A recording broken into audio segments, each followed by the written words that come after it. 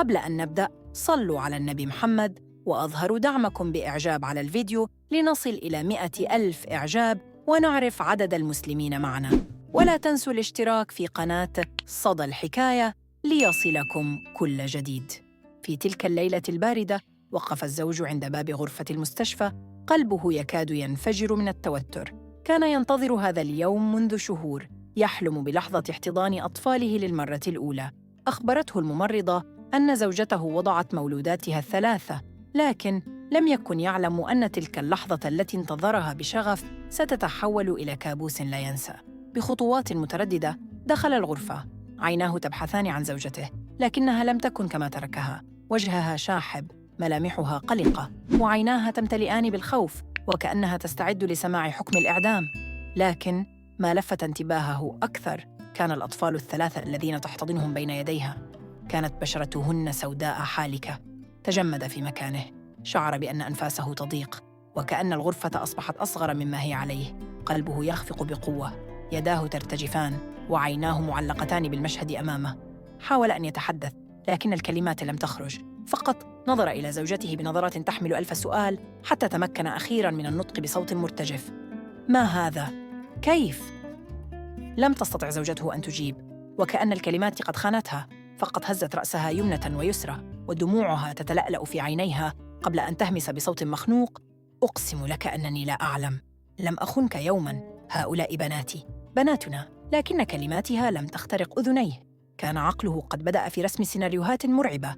الشك بدأ يتغلغل إلى قلبه كسم قاتل. صور متلاحقة من الخيانة والخذلان تملأ رأسه حتى أصبح عاجزاً عن التفكير بوضوح. شعر بأن الغرفة تدور، الأرض تهتز تحت قدميه، ثم خرج مسرعاً غير قادر على احتمال البقاء هناك لحظة أخرى.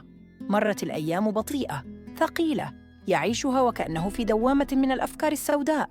لم يكن قادراً على النظر في أعين الناس، لم يستطع مواجهة زوجته، ولم يملك الجرأة لحمل بناته الثلاث بين ذراعيه. كان عقله يمزقه إلى نصفين، جزء يرفض التصديق، يصرخ في داخله أن شيئاً غير طبيعي قد حدث، وجزء آخر يحاول التشبث بالأمل، بالمنطق، لكنه كان ضعيفاً أمام تسونامي الشك الذي اجتاحه.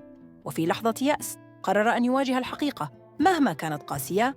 ذهب إلى طبيب متخصص، خضع للفحوصات الجينية وانتظر النتائج بأعصاب مشدودة. كانت الساعات تمر كأنها سنوات حتى جاء اليوم المنتظر. جلس أمام الطبيب، عينه على الظرف الذي يحمله، قلبه يخفق بقوة. ثم فتحه بيدين مرتعشتين وعيناه تتسابقان لقراءة الكلمات المكتوبة أمامه. كانت الصدمة أكبر مما توقع. لم يكن هناك خيانة، لم يكن هناك خداع، بل كانت الحقيقة أغرب من الخيال. اكتشف أن جذوره البعيدة تحمل جينات أفريقية، وأن لون بناته لم يكن سوى امتداد لميراث قديم لم يكن يعلم بوجوده. في تلك اللحظة شعر وكأن جبلاً قد أزيح عن صدره، لكن في الوقت ذاته ضربه شعور بالندم، ندم أعمق من أي شيء شعر به من قبل. أسرع إلى المستشفى وقلبه يملأه الخجل. كيف شك في زوجته؟ كيف سمح للظنون أن تقتله قبل أن يبحث عن الحقيقة؟ كيف تركها تتألم كل هذه الأيام وهو يبتعد عنها كأنها مجرمة؟ عندما دخل الغرفة وجدها هناك تحتضن صغيراتها، تغني لهن بصوت متهدج. كان الألم واضحاً في عينيها، لكنه لم يكن بسبب الولادة، بل بسبب خذلانه لها.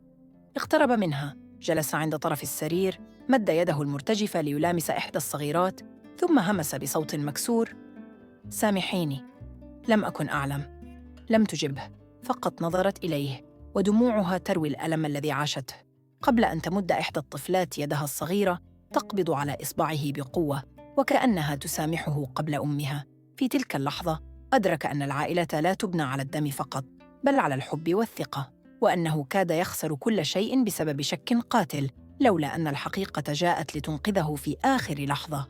العبرة: الشك إذا تسلل إلى القلب قد يدمر كل شيء جميل، والإنسان الحكيم هو من يبحث عن الحقيقة قبل أن يطلق الأحكام. لا تدع الظنون تقتل الحب، فالحقيقة أحياناً تكون أغرب من الخيال.